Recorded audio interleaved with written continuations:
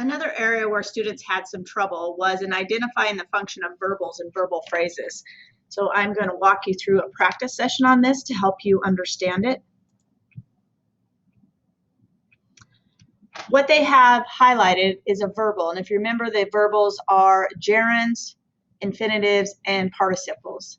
I'm not overly concerned that you understand the names of those, only that you understand that they're not the verb. They're just a verbal, which means it looks like a verb, but it's not a verb. It's acting like something else in the sentence, either an adjective or a noun. So Brad Pitt wants to learn how to play the kazoo. They have bolded, it's an infinitive, to learn. That's not important that you know that it's infinitive. It is important for you to know what it's doing in the sentence. So I'm going to mark up the sentence so you can see how my brain works through this. So I've got a pen up here. Let's make it a red pen. So Brad Pitt wants. Right away, I found the subject verb, and that's the first step in any grammar question. Find the main subject verb. Who or what is the sentence about, and what are they doing? So this sentence is obviously about Brad Pitt. I must have picked him a long time ago when I used to like him. Not so much anymore. So he's the subject, and wants is the verb. Then I ask myself, what kind of a verb do I have? And wants is actually an action verb. So when you have an action verb, if you remember from prior lessons, action indicates there has to be an object receiving the action. So simply what they're asking is this verbal phrase, is it in the subject spot? No, it's not in the subject spot because Brad Pitt is the subject. Is it a modifier? Is it modifying something else in the sentence? Meaning, is it acting like an adjective? No, it's not modifying anything else in the sentence. So I'm going to turn off my markings now, and I'm going to select it's an object. Okay. If you remember, there's my markings. This is object, and you remember me writing on the board, SVO. When you have action verb, you're going to have something receiving that action, subject, verb, object. When you don't have action, you're going to be looking for a complement, which complements are nouns and adjectives. They complement the subject. So if I said Brad Pitt is stupid, I kind of think he's stupid now. So stupid would be a compliment. I'm not really complimenting him, but stupid Brad Pitt. Take that off, select object. Voila. One down. Okay, now I do the same thing with this. I ask myself, where is the main subject verb? If you remember from my other video, the subject verb can never be in this part because of this comma right here, right? That indicates that you have an introductory clause or phrase. Right? I'm going to make it red again. So Lady Gaga is what this sentence is about. That's my subject. Hid is the verb. Right? So you ask yourself, what is this doing?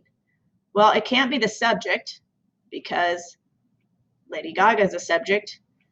And it can't be the object because if it was the object, it'd be on the other side of hid. Hid what? Lady Gaga hid a diamond in the forest, right? If she hid something, that would be the object over here.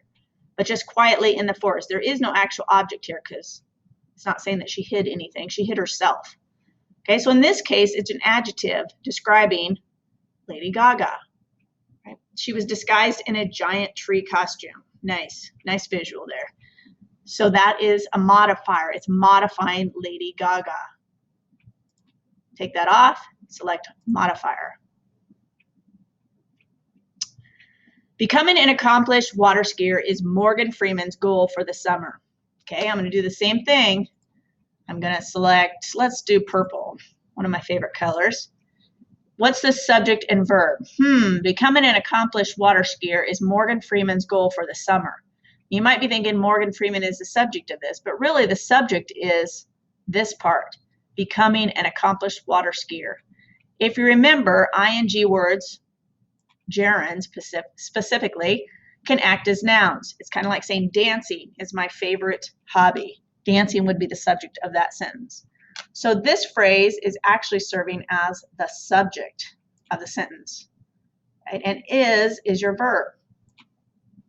Is Morgan Freeman's goal. In this case, you have a non-action verb, so you'd be looking for a complement. The complement is goal. Becoming a water skier is the goal. So goal is a noun, complement for all of this. That's not important to know. What is important is this verbal phrase is serving as the subject of this sentence.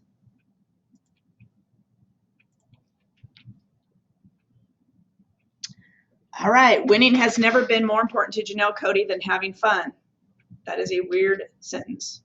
Winning has never been more important to Janelle Cody. No, that's true. I like having fun way more than winning. As long as I'm having fun, who cares if I lose? Okay, subject verb. So is this subject about Janelle Cody?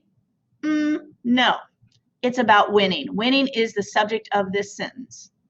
Okay, so I'm going to mark that as subject. Has never been, verb, more important. So this is a complement because this is not action. Has never been is not action. So winning is important or not important, right? It's complementing winning. So it's a basic SVC structure, and winning is in the subject spot of this sentence.